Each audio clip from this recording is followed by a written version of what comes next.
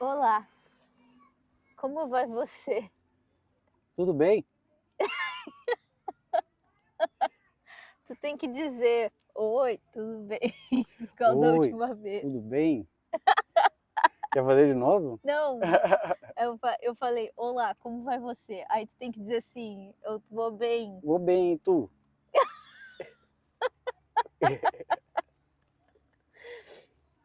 Hoje a gente decidiu gravar de uma forma muito diferente, eu nunca tinha feito isso, né? Uhum. E inclusive uma coisa engraçada que ao longo desse trajeto vindo até aqui, até esse lugar incrível, que o Rafa que escolheu, a gente teve uma conversa em que eu tava com uma super pressa para gravar e eu queria que ele começasse a gravar enquanto a gente estava caminhando. Eu queria que tu começasse a gravar ali naquele momento, porque eu tô acostumada com uma coisa muito nada, zero profissional, uma coisa super amadora de uma pessoa que só, sei lá. Alguém que confia bastante na espontaneidade, né? Ah, não é só confiar, é o que a pessoa consegue fazer com aquilo que ela tem, assim. Eu faço aquilo que eu sei fazer, que eu consigo fazer, que é Uhum. tipo só apertar um botão e falar. E Uhum. aí eu me deparo com uma pessoa que na verdade tem todo um histórico de cinema e sei lá o quê. E aí existem esses dois mundos assim que ficam meio que às vezes eles se degladiam um pouco porque o meu jeito muito zero noção e o jeito dele 100% noção do que é minimamente digno se choca, né? E aí é basicamente um momento de muita reflexão, assim, Eu, pra eu, gente. eu acho importante dizer que eu não. Eu gosto muito do jeito da Vicky de gravar, o jeito que ela faz as coisas. E eu entendo o quanto pode ser valioso um trabalho que nos traz naturalidade. Eu sempre gostei muito de ver o vlog, o podcast, escutar o podcast da Vicky, porque sempre nos traz essa pessoa que parece que está ali conosco ali, né? Tá perto da gente, porque ela tem essa naturalidade. Então, também deixo aqui o meu elogio a esse processo, como a Vicky faz, porque ela é genial nesse processo. Sim, mas Não me importa tanto a qualidade, em si a pessoa que está ali, a pessoa. E é muito interessante ver como esse processo da Vicky faz com que a gente veja a pessoa que está ali. mas tem uma coisa que eu achei interessante, porque assim, mesmo que essa naturalidade exista, essa naturalidade e essa que é na verdade só muitas vezes a falta de recursos, né, de todos os Uhum, recursos apetrechos que eu precisaria para fazer certas coisas que hoje em dia que eu não consigo fazer. uhum, E também, porque imagina, eu gravava com a webcam do computador, né? Aí, o que que acontece? Eu simplesmente tinha essa opção aprisionada de enquadramento ali. Eu não tenho essa liberdade criativa de sair para um lugar e gravar.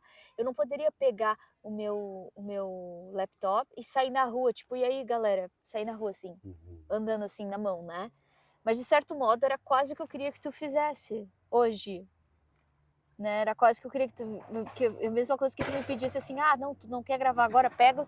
Imagina que eu pegar aqui o laptop assim, né? É. Tu teria, claro, muitas consequências disso, incluindo. Poderia cair o laptop no chão, poderia alguém roubar, poderia qualquer coisa. Mas aí eu fico Poderia captar pensando, muitos sons externos, né, também. isso, então ou então também tem essa coisa, nunca gravei na rua também, porque não tinha como gravar e ao mesmo tempo não estar tá vítima do barulho externo também. Agora, por exemplo, a gente está gravando, a gente está com uma lapela escondida. E eu também, obviamente, eu tô com um protetor auricular aqui, não sei se dá para ver, mas eu tô. Uhum, Ó, peraí. Aqui tem uma coisinha, ele é bege. Então uhum, isso também ajuda eu conseguir fazer essas coisas. uhum, E aí, mas o que eu queria dizer é que daí, enquanto tu tava, a gente tinha planejado que a gente vai abrir esse livro e conversar um pouco sobre algumas coisas que estão nele, que é um dos meus livros, é um dos livros que eu sempre tenho perto de mim, né?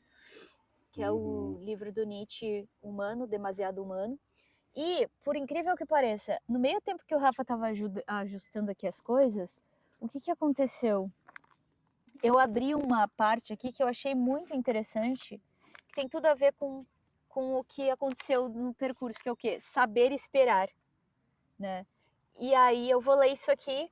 Eu juro, não foi assim, eu abri assim, enquanto ele tava arrumando, eu abri, olhei isso aqui, aí eu dei uma olhada e caramba, isso aqui faz todo sentido para esse momento. Porque aqui diz assim, é o provérbio 61, né, desse livro, página 72. Saber esperar é tão difícil que os maiores poetas não desdenharam tomar como tema de seu poema o fato de não saber esperar.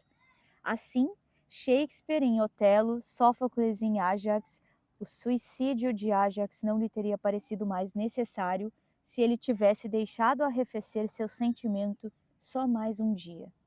Como indica o oráculo, teria provavelmente pregado uma peça às terríveis insinuações da vaidade ferida e teria dito a si mesmo: em minha situação, que não teria tomado que não teria tomado um carneiro por um herói. Isso é realmente uma coisa tão monstruosa? Pelo contrário, não passa de um fato geralmente humano. Ajax podia assim consolar-se. A paixão não quer esperar. Na vida de grandes homens, o trágico reside muitas vezes não em seu conflito com a época e com a baixeza de seus contemporâneos, mas na incapacidade deles de adiar sua obra por 1 ano, por 2 anos. Não sabem esperar. Em todos os duelos, os amigos que dão conselhos têm de se assegurar desse único ponto. Se os duelantes podem ainda esperar. Se não for esse o caso, então um duelo é razoável, pois cada um dos dois diz a si próprio: ou eu continuo a viver e então aquele tem de morrer imediatamente, ou o contrário.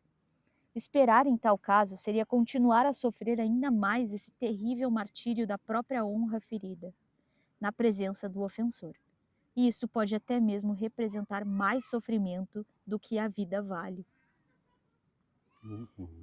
Então, eu me descubro como uma pessoa que não sabe esperar, que precisa aprender a esperar. Ou melhor, eu soube esperar, mas eu reclamei.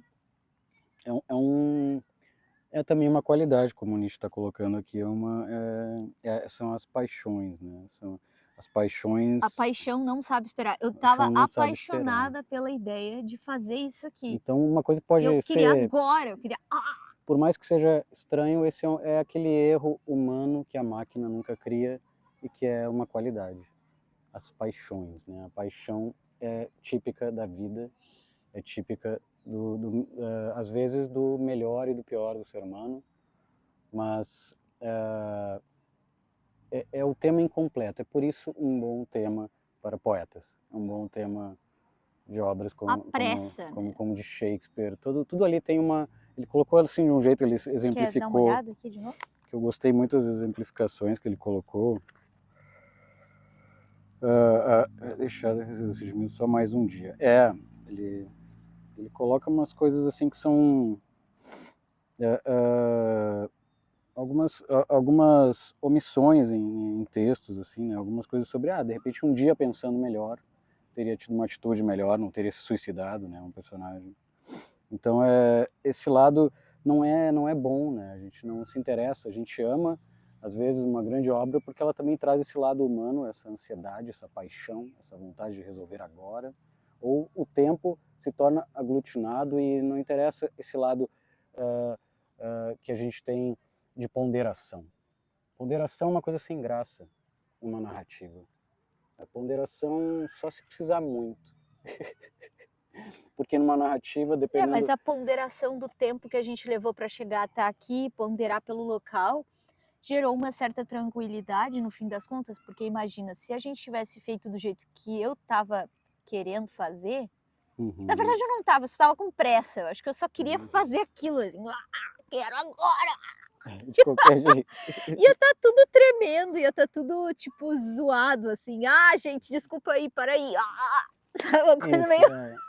esse lado meio... traz um tema que... É porque tu é totalmente conteúdo, né? Uma coisa desastrada, assim. E 0% making off, assim. Então uma pessoa que tu Tu tá... é o making off. Eu sou um cara meio making off, porque eu sou alguém que trabalha com Tu quer audiovisual. fazer o trabalho, assim, Então, e eu eu sou quero o dizer tema assim, mais não. desinteressante que tem, né? O making off. Eu nunca gostei de making off, eu sempre achei assim, muito sem graça, até que eu estudei, né?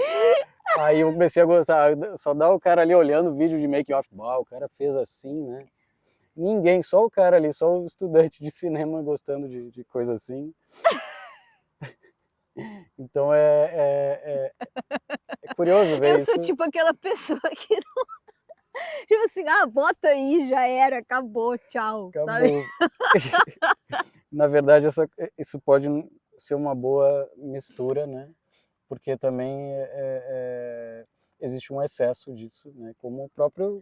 Mas aí não teria esse cenário aqui. Teria tipo um Ah, negócio eu andando assim, e aí, gente? Sabe? isso.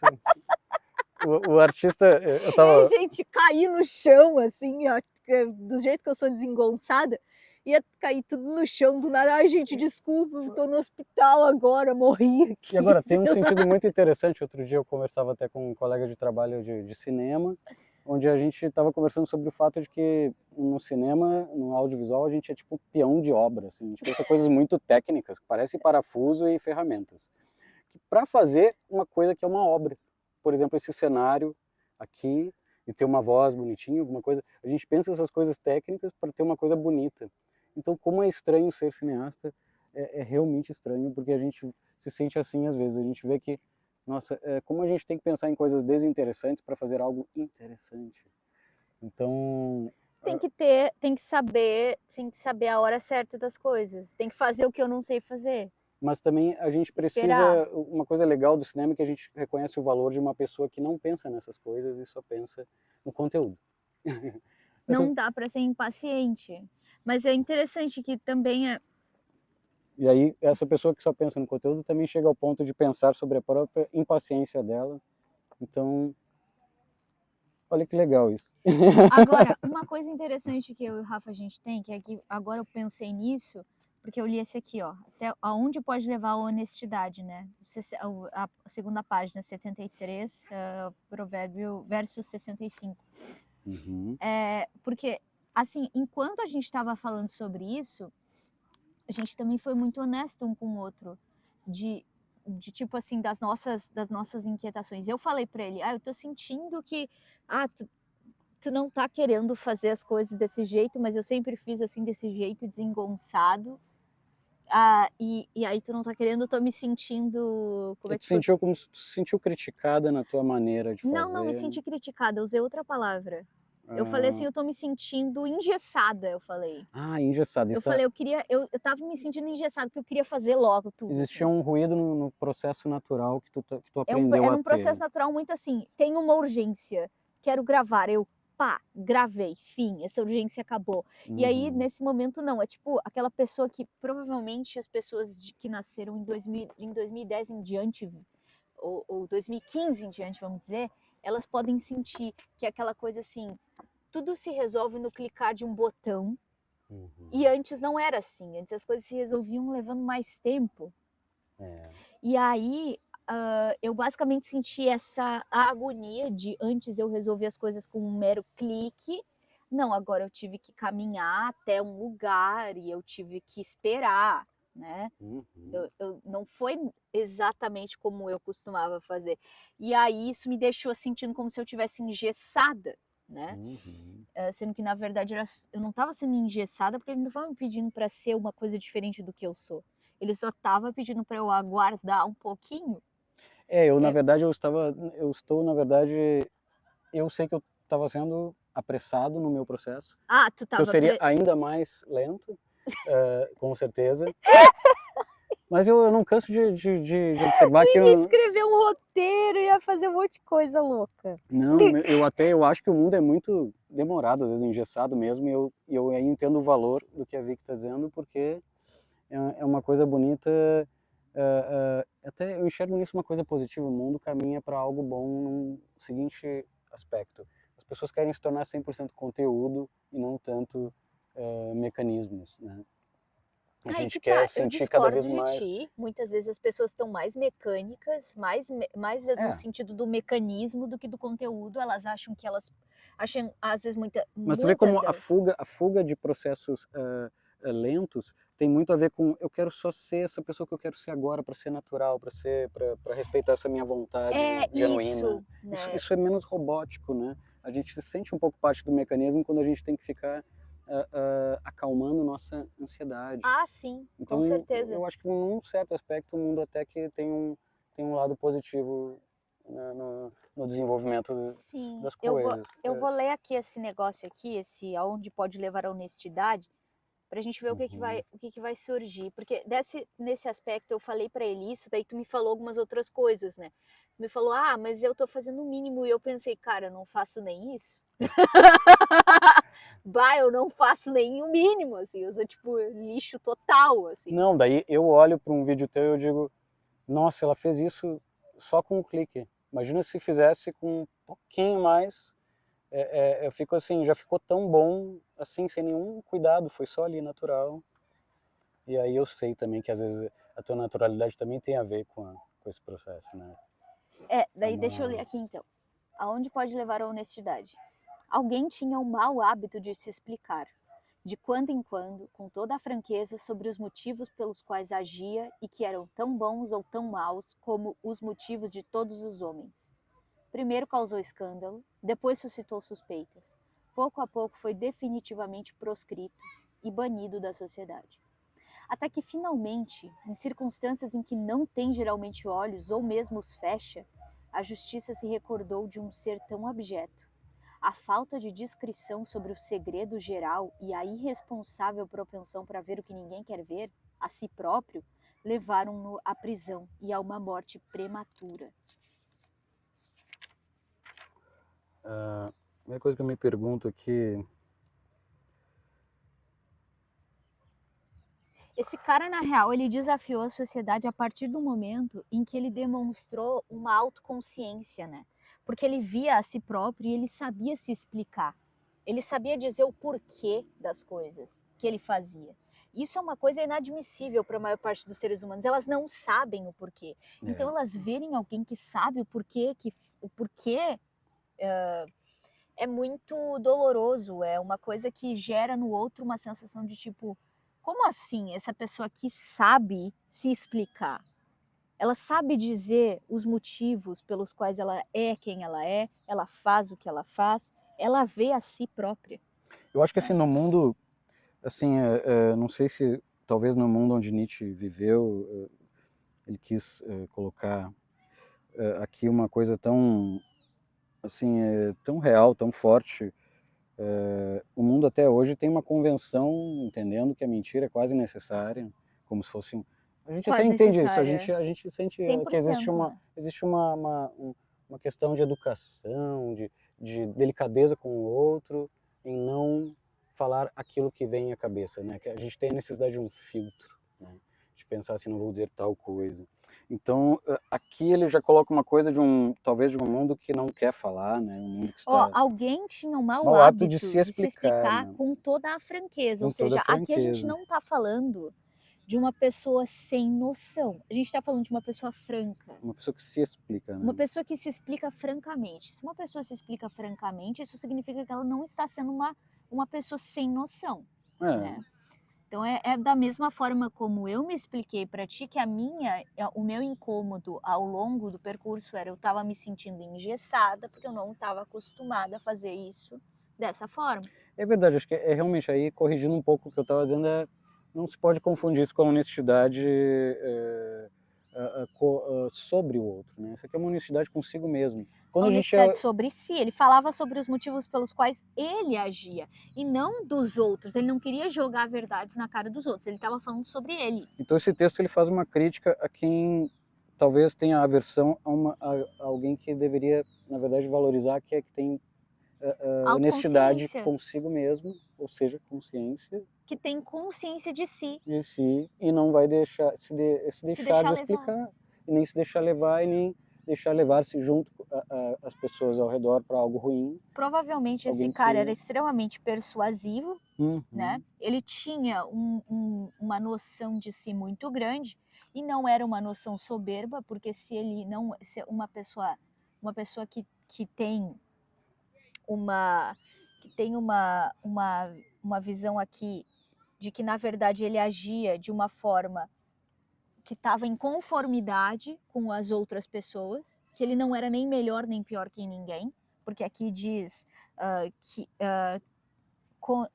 tinha um mau hábito de se explicar de quando em quando com toda a franqueza sobre os motivos pelos quais agia e que eram tão bons ou tão maus como os motivos de todos os homens, ou seja, não era uma pessoa arrogante, né? Era uma pessoa com clareza, ou seja, aqui a honestidade, na verdade, ele está apontando para a honestidade da pessoa que tem clareza, da pessoa que tem uma consciência real de si, uma consciência real de onde ela se encontra, que é em par de igualdade com os outros, e ela só está se expressando e justificando a expressão dela, né? Então, isso aqui é extremamente condenável na maior parte das vezes. Então, hoje em dia, claro, uma pessoa não vai presa nem vai morrer prematuramente por isso, da forma como antigamente, né? Como antigamente a pessoa realmente era bem claro isso e vários morriam o tempo inteiro. Aqui, até vamos se dizer que existe uma espécie de exclusão social, né? Uma coisa meio subliminar acontece com pessoas assim, né?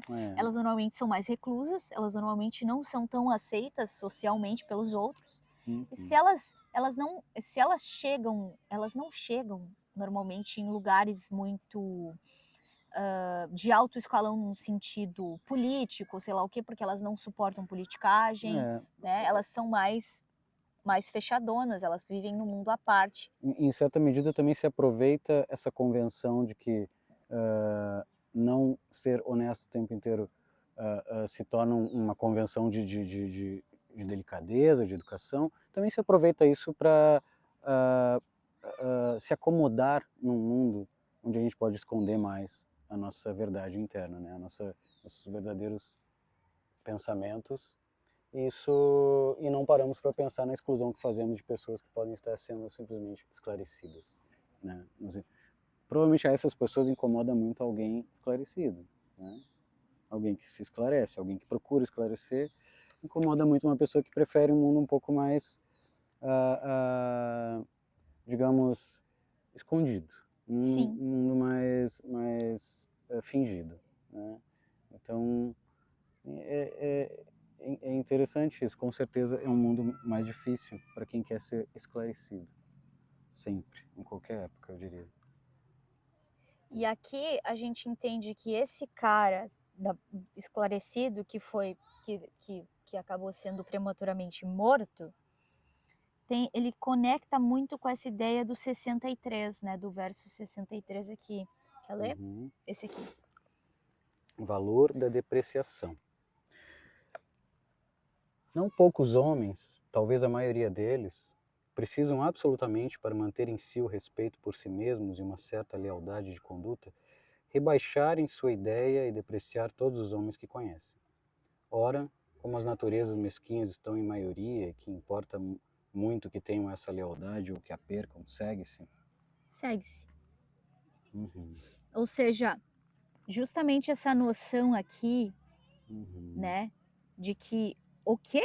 Um cara com clareza, um cara, sei lá, se é um homem ou uma mulher, provavelmente um homem. Uma pessoa esclarecida. Uma pessoa esclarecida, poderia ser aqui até uma mulher, porque até que homens, de certo modo, eles tinham mais liberdade, né, nessa época aqui do que mulheres. Imagina nessa época mulheres esclarecidas, então. Uma mulher esclarecida aqui, se a gente for colocar, nem vá, bruxa, né, sei lá. Bruxa, talvez. Mas aqui é valor da depreciação, que esse cara, na real, ele foi depreciado porque ninguém conseguiria lidar com a ideia de que alguém poderia ser assim, né? Ele precisava ser rebaixado, ele precisava ser suprimido. Lembra aquele conto do patinho feio, né? O patinho feio, ele foi rebaixado porque era impossível para os patinhos considerar, né, que alguém poderia, que um cisne ele precisava ser Ele precisava ser excluído, ele precisava ser excluído, humilhado, ele ser precisava ser visto rechaçado. como feio quando era na verdade diferente, só, né? Oi? Quando era na verdade apenas diferente, né? Ele Diferente, teria que ser né? Então definido ele como foi feio. depreciado pela diferença. Uhum. Depreciado pela diferença Uhum. dentro de uma linha de raciocínio de alguém que se demonstra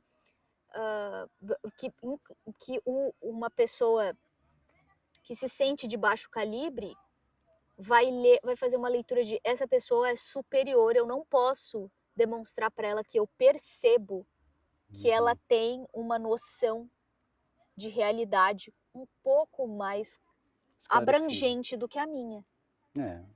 O A mundo é abrangência muito sempre cômodo é para condenada pelos fechadões, assim, vamos isso. dizer. O mundo parece que o mundo agora me lembrou outra palavra. Eu gostei disso, me fez pensar na palavra indiferença. O mundo é muito cômodo para os indiferentes, né? É. Nesse sentido, eu acho. O mundo é muito cômodo para os indiferentes.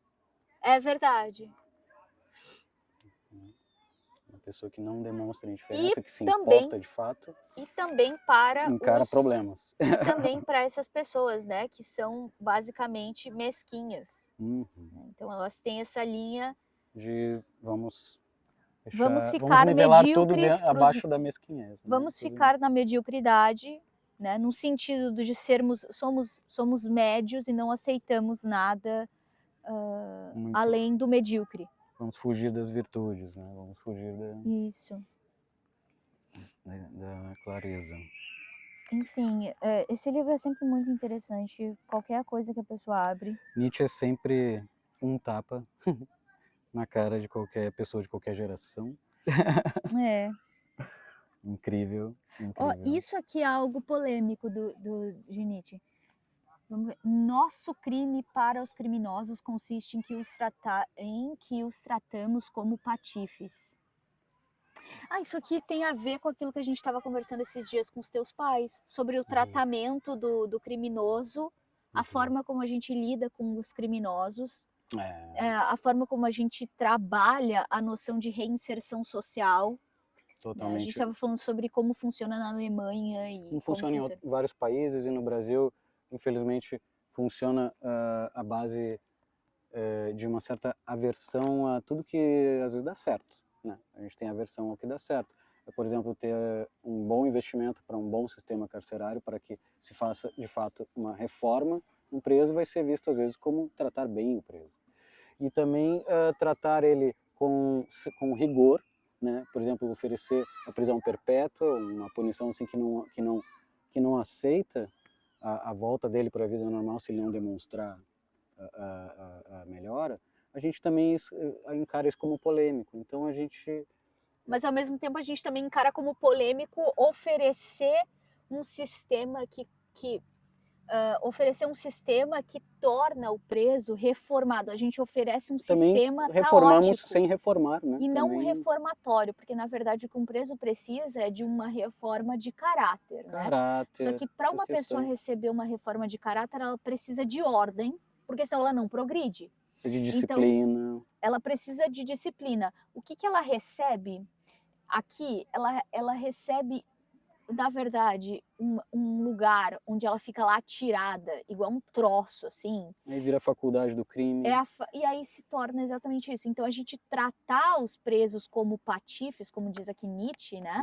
Olha só. É justamente o nosso crime para com esses criminosos, porque o nosso crime é que a gente transforma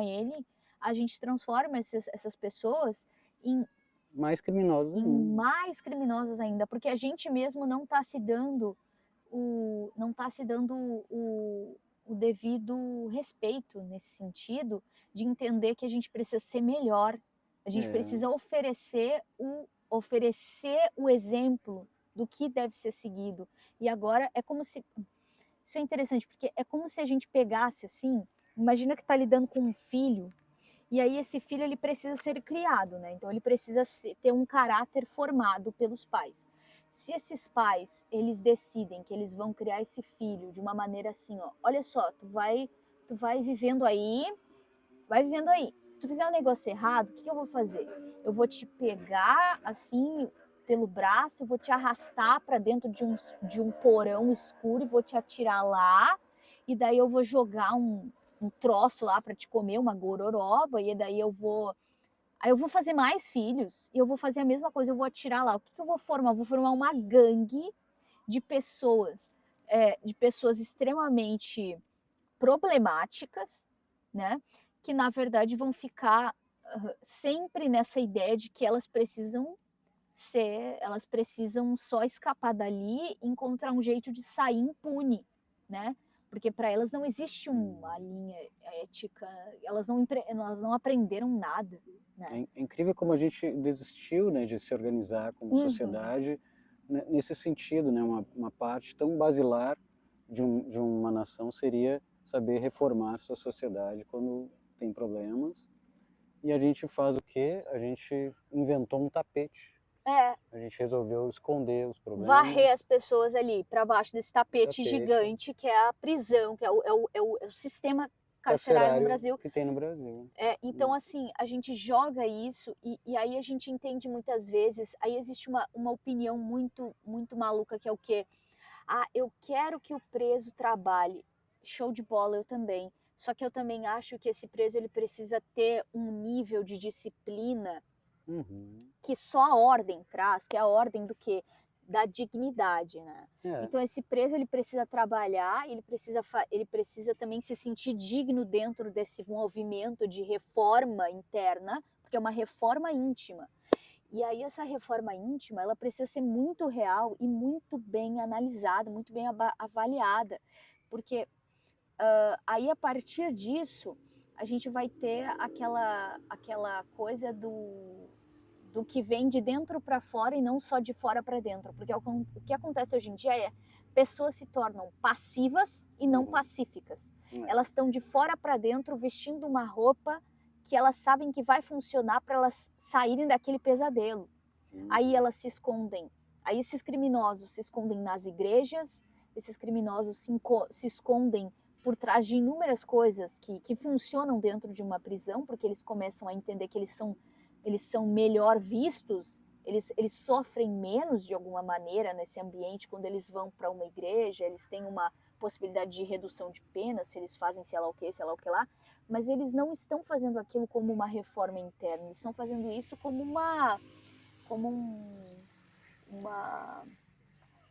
um enjaulamento temporário do caráter ominoso que eles têm, o caráter danoso para a sociedade que eles têm.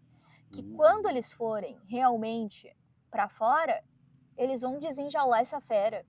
Eles vão fazer aquilo de novo. Eles não aprenderam realmente. Eles não reformaram a essência deles, né? A gente aposta muito em soluções superficiais, né? Basta prender, basta que sofra, basta esquecer, ou também, de certa forma, basta soltar também, tem isso, né? Até isso acontece, basta dizer oi, bom dia. A gente só vai para a superfície, a gente nunca pensa que teria que ter uma equipe com questões, com avaliação psicológica. Que nem na Alemanha eles A testam a Alemanha pessoa, está né? fazendo isso muito bem, tem uma baixíssima reincidência de crime, uma das menores do mundo. Eles fazem toda uma avaliação, eu achei muito interessante isso. Eles avaliam Curioso. tudo assim para pessoas, para ver se realmente a pessoa pode sair dali ou não. Então é um exemplo muito interessante e tem outros países, o mundo inteiro tem vários exemplos, a gente tem que saber ler esses exemplos e pensar e não só sair para a rua e ficar gritando e berrando tudo que a gente sente e agir como se dizia ali no início da nossa reflexão do dia. Não saber esperar, Só né? não saber esperar. A paixão não quer esperar. A paixão não resolve nada. Então aí existem os dois lados da moeda. Existe o lado da moeda que quer dizer assim, não, criminoso é escória da sociedade. Vamos lá, tem que matar, tem que fazer, tem que bater, tem que espancar, tem que detonar, né? Aí também tem o outro lado da moeda, que é aquele lado da pessoa que acha que o criminoso é um coitadinho, que tem que, ai não, a gente tem que fazer, ai não, quer me assaltar, eu já carrego 2 celulares, um pro bandido e outro para mim. Eu já carrego duplo as coisas, que eu já tô entendendo que o bandidinho precisa de uma coisinha para me roubar, né? Coitadinho. Também tem essa galera, né? Então aí tem uma dissociação também de pensar que o problema da criminalidade não tem nada a ver comigo. Tem sim. É onde eu vivo, é o meu país. Se eu for indiferente a isso, eu vou ter que colher os frutos da indiferença. Exatamente. Então é interessante isso, porque se a gente for entrar num nível de. Eu gosto muito de usar os exemplos de família, porque eu acho que isso traz uma, uma, uma compreensão melhor sobre o que a gente está falando. A gente está falando de criação aqui. A gente pode entrar no mérito de como os pais decidem criar os seus filhos. Então, vamos pensar que existem dois tipos de pais. Existem os pais que mimam e existem os pais que educam. E existem os pais que, na verdade, eles acham que eles estão educando, mas eles estão só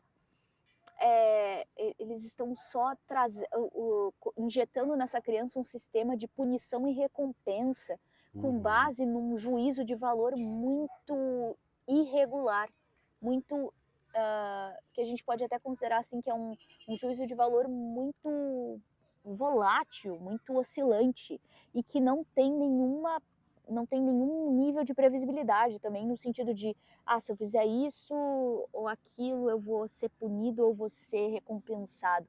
É aquela história de quando não existia infância, que uma criança era tratada como uma coisinha fofa, uma coisinha demoníaca, e que quando ela estava fofinha, ela era mimada, ela era, como é que se fala assim, ela era paparicada. Existia o paparico e depois a criança era tratada como um adulto, né? Ela era paparicada e depois ela era jogada no meio de uma selva de adultos em que ela tinha que trabalhar carregando tijolo para lá e para cá e morria nesses processos, né? Crianças eram tratadas assim antes, há muito tempo atrás, né? Então Então, o mundo sempre traz melhorias e também esclarece maiores problemas também. Né? Sempre a gente melhora, mas também enxerga mais.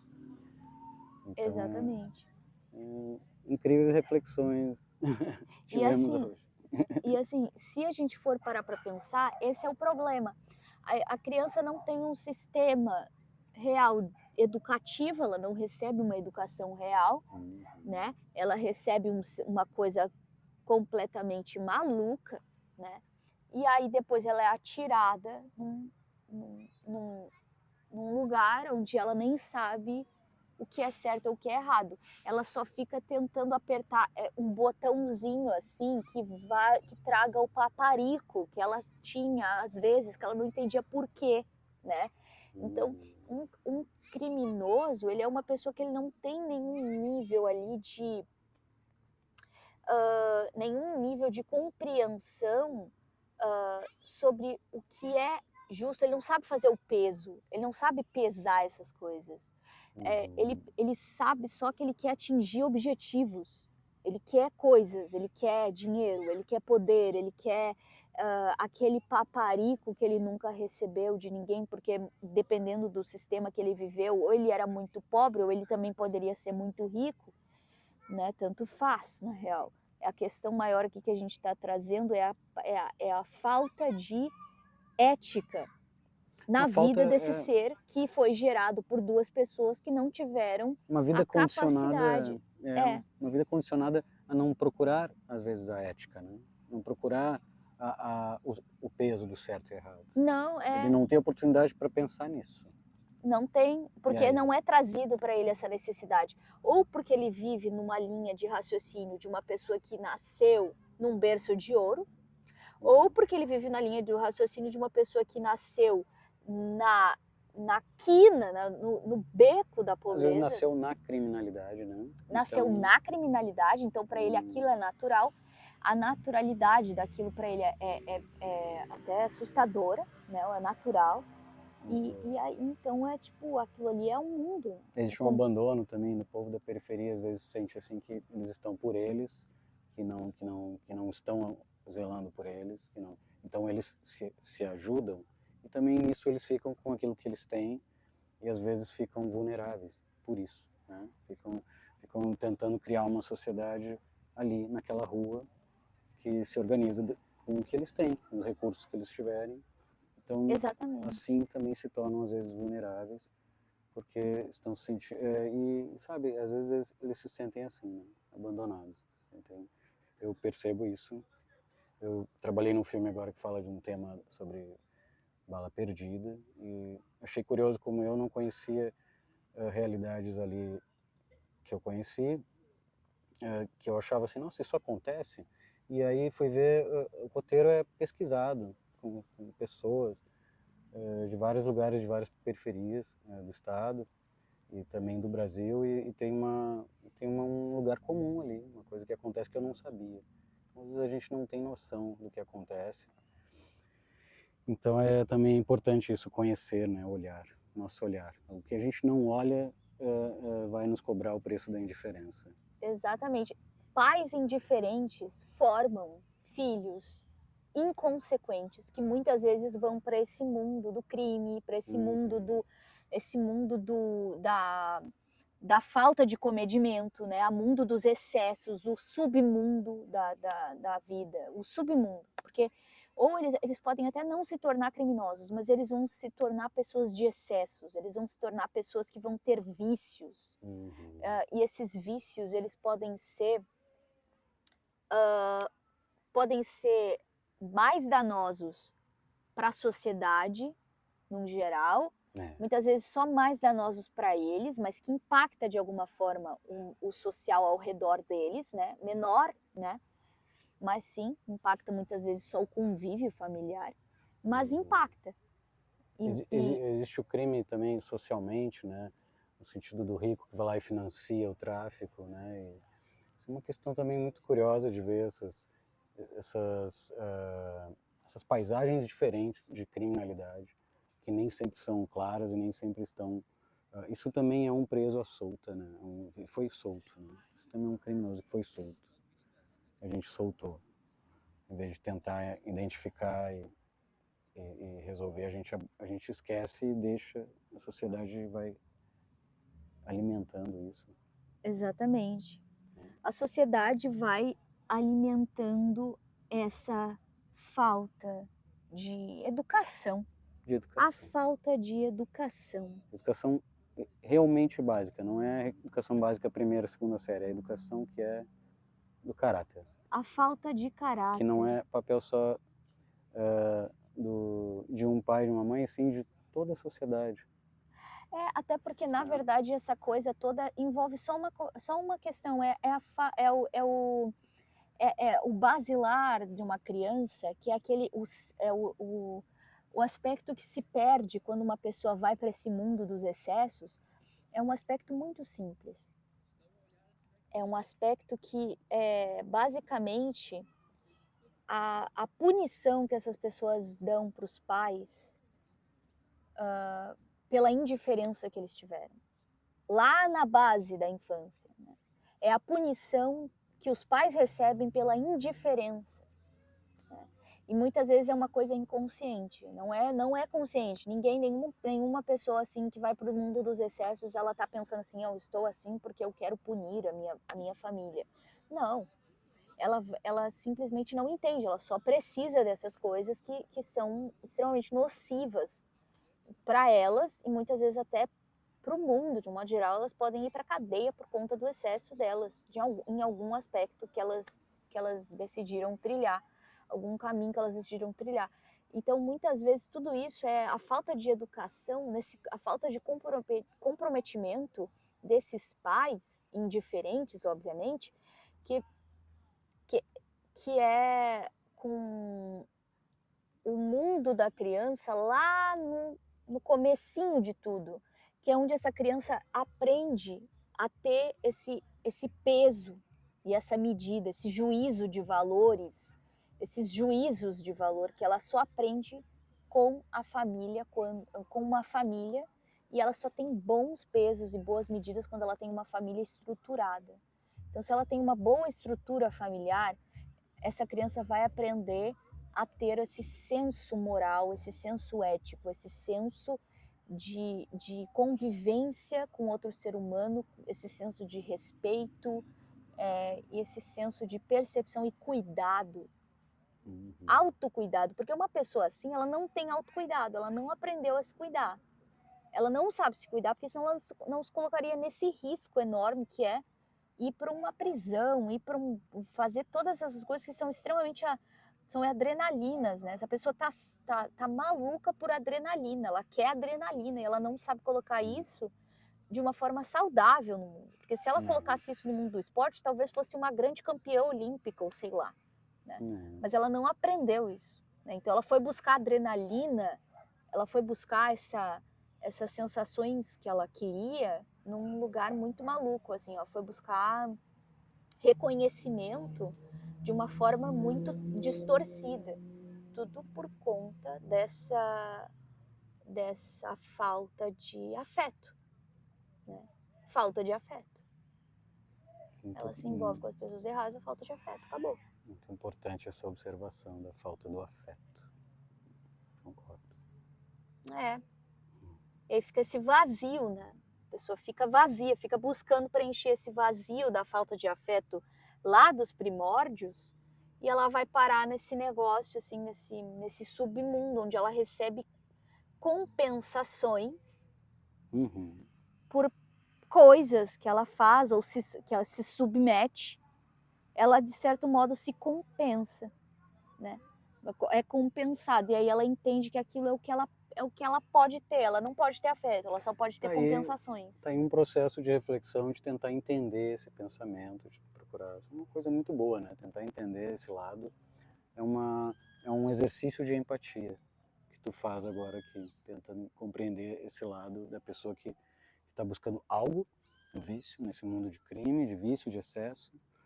Isso é muito importante a gente fazer também para saber do que a gente está falando, né? Para saber que história a gente está querendo mudar. Exatamente. Porque são histórias de vida, né? Isso é uma coisa interessante, porque quando a gente para pensar no cenário educacional de muito tempo atrás, a gente acreditava que uma criança aprendia se levasse reguada na mão, né? As freiras faziam isso, a minha avó conta essa história, minha avó, por parte de mãe que já faleceu, ela estudou em escola de freira, e ela disse que as freiras ficavam bravas, as professoras iam lá, se ela não acertasse a pergunta, ela levava uma reguada na mão, batia na mão dela porque ela tinha errado. Hoje em dia isso é considerado um crime, né? Melhoramos um pouco, né? Então é disso que eu estou falando. Hoje em dia a gente entende que uma criança, para aprender, ela precisa ter um ambiente saudável, ela precisa de um ambiente onde ela se sente acolhida. Quando uma pessoa precisa reformar um caráter, ela precisa ser disciplinada, sim, mas ela não pode ser disciplinada dentro de um ambiente que convida ela para cometer mais crimes, porque ela não se sente vista, porque ela não se sente entendida, porque ela não tem um acompanhamento real, porque na teoria tem muita coisa, mas na realidade a teoria não é aplicada. Porque pode aparecer um monte de gente falando assim, não, mas a gente tem isso, né? E cadê isso? Né? Não existe, só está no papel lá, vai colocar em prática, então depois me chama aí para eu ver. Porque não existe. Existe um monte de teoria muito linda, né? Mas que nada é colocado em prática, a gente só vê uma baderna. Quem sabe assim um dia a gente nasce numa sociedade que não põe o guarda-chuva aqui na beira do rio. Que não põe um monte de lixo ali. Estragando o nosso cenário. Porque se filmar aqui, tem umas garrafas. Eu só me dei conta agora. Tem um monte de garrafa, tem umas coisas malucas ali, se tu olhar, um monte de lixo, assim. Tá aí a sociedade que só quer esquecer do preso. Aí é isso só aqui. Só quer botar o preso debaixo do tapete. Que aí é isso aqui que fica, né? Fica assim, isso é um reflexo de tudo. Começa lá na pontinha do que a gente considera irrelevante, é onde começa todo o submundo que a gente vê, né? Atrapalhando às vezes as nossas belas paisagens, porque aqui é tão bonito. Quanto mais a gente ilustra um objeto, mais aparente fica um pequeno grãozinho de pó. Quanto mais lustrado é, quanto menos lustrado é um objeto, qualquer coisa é qualquer coisa. E é por isso que isso aqui é aceitável hoje em dia socialmente, assim. Esses lixos aqui que ninguém tá vendo, mas eles estão aqui ao redor assim. Qualquer coisa é qualquer coisa, tanto faz, porque... Mas se começasse a ser ilustrado isso, um objeto, as pessoas ficariam mais preciosistas com os detalhes das coisas, e automaticamente isso afeta até mesmo no sistema carcerário de um país. o nível de exigência eleva. Quando a gente começar a ficar mais exigente, até com o aspecto estético do ambiente que a gente vive, a gente vai começar a entender que o negócio está dentro e a gente precisa olhar para esses detalhes, né? Para essas pequenas regalias que a gente se dá de ser não tão justo às vezes, não tão coerente, não tão amigável. A gente ser, porque hoje em dia a gente tem um mundo de tratantes, né? Pessoas tratantes. Então, quanto mais tratante é o ser humano, mais desprezível ele é e mais, de certo modo, desprezado ele se sente. Mais criminoso ele tem uma tendência a ser. Então, existe esse lado aí, criminoso pairando em todo mundo, assim, esse aspecto do crime que a gente vê lá na cadeia, mas também tem esse potencial na forma como a gente se relaciona, como a gente aceita o outro, ou rejeita o outro. Mas, enfim, eu acho que é isso. A gente foi... eu estou muito feliz por essa reflexão aqui, porque eu não imaginava que eu ia sair daqui com tantas reflexões. Muito legal. Sempre um prazer estar junto com essa pessoa aqui. Ai, ai. Acho que é isso por hoje, né? Chega de falar. Chega. Tá cansado já também. Não, eu nunca canso de ti. Então tá, gente, até mais. Tchau. Tchau, tchau. É.